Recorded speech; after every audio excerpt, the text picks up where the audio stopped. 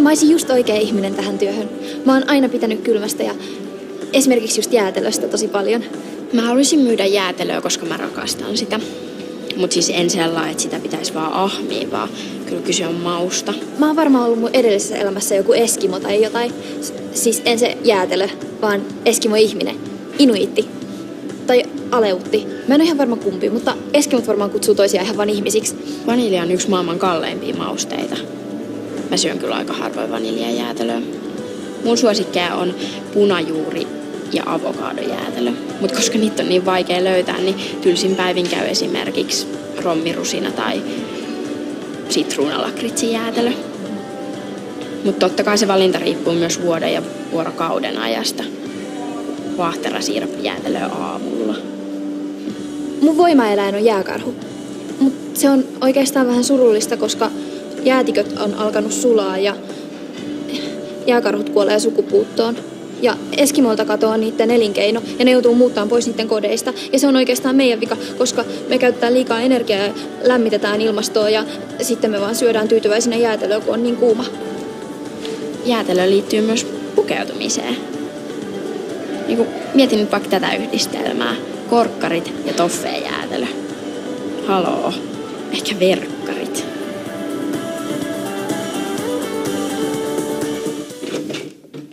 No, tuleeko sieltä tuleva kielitieteilijä vai onko siinä jopa Ranskan suurlähettiläs?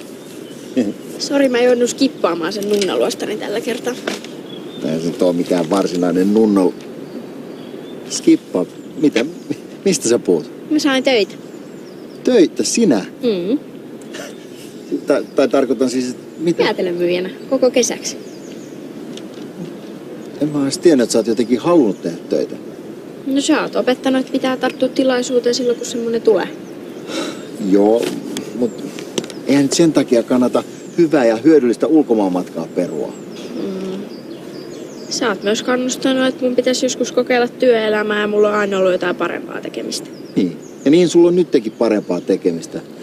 Sitä paitsi ei se jäätelymyynti nyt ole ihan sun tyyliin sopivaa. No onpas. Jäätelöala kiinnostaa mua oikeesti. Joo, mutta kun me sovittiin, että sun piti opiskella kieltä. No, sillä kioskilla käy hullut määrät turisteja. Mä saan puhua siellä niin monta kieltä kuin mä vaan osaan.